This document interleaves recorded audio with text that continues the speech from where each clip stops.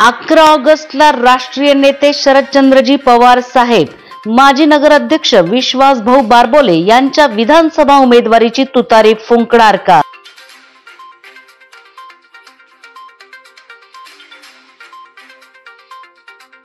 बार्शी तालुक्याच्या राजकारणात कायम किंगमेकरची भूमिका बजावणाऱ्या बारबोले गटाने आता आपला राजकीय सौता सुभा निर्माण केला आहे.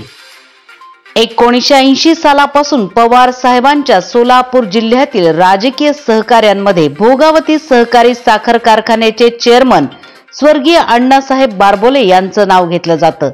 त्यांचे सुपुत्र माजी नगराध्यक्ष विश्वासभाऊ बारबोले यांनी राष्ट्रवादी शरदचंद्रजी पवार गटाची बार्शी तालुक्यातली सूत्र आपल्या हाती घेतली आहेत.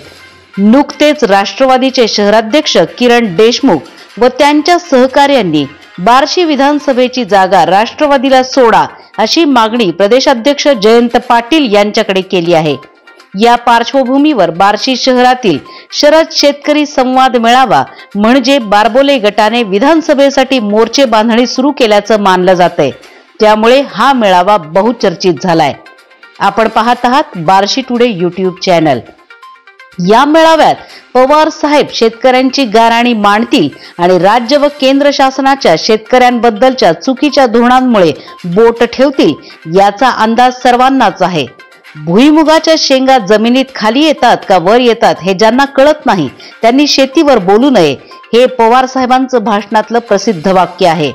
शेतकऱ्यांच्या महत्वाच्या कर्जमाफीबद्दल त्यांनी केंद्रीय कृषी मंत्री असताना झालेला निर्णय शेतकऱ्यांना माहीत आहे. आजही महाराष्ट्रात राजकीय महागुरू म्हणून प्रसिद्ध असणाऱ्या आणि पंतप्रधान नरेंद्र मोदीही ज्यांचं कौतुक करतात त्या शरद पवार साहेबांना राजकारणाचा अर्क म्हणूनच पाहिलं जातं. शरद पवार कोणत्याही जाहीर सभेत बोलतात तेव्हा ते राजकारणाची दिशा स्पष्ट करतात असं मानलं जातं. नुकतेच त्यांनी करमाळ्यात नारायण पाटलांना हिरवा कंदील दाखवलाय. नमस्कार, मी नीता देव. आपण पाहत आहात Barshi today YouTube channel. Barshi विधानसभा निवडणुकीच्या 1995 साली झालेल्या जाहीर सभेत पवार साहेबांचा धाकटा भाऊ या शब्दाने तालुक्यात नवा राजकीय इतिहास रचला गेला. आता या सभेत पवार साहेब बारबोलेंवर आपण किती विश्वास ठेवलाय याची चुणूक दाखवतील असं मानलं जातं. तालुक्याच्या राजकारणात एक सुसंस्कृत आणि संयमी नेतृत्व मानले जाणाऱ्या विश्वासभाऊ बारबोले यांनी आता या राष्ट्रवादी मेळाव्याच्या निमित्ताने विधानसभेचे रणशिंगच फुंकलं आहे. माढा लोकसभा मतदारसंघात भाजपा विरुद्ध थेट बंड करून पवार साहेबांचे हात बळकट करण्याचा निर्णय माजी उपमुख्यमंत्री विजयसिंह मोहिते पाटील यांच्या गटाने घेतला. विजयदादा देखील या मेळाव्यास येणार असून तालुक्यात पूर्वापार मोहिते पाटील समर्थकांचा वर्ग आहे. या समर्थकांना बारबोले यांच्या पाठीशी राहण्याचे आवाहन करतात का याविषयी उत्सुकता आहे. विधानसभा हे बारबोलेंसाठी शिवधनुष्य आहे. किंगमेकर बारबोलेंची मदत घेऊन अनेकांनी हे शिवधनुष्य आजपर्यंत उचललं.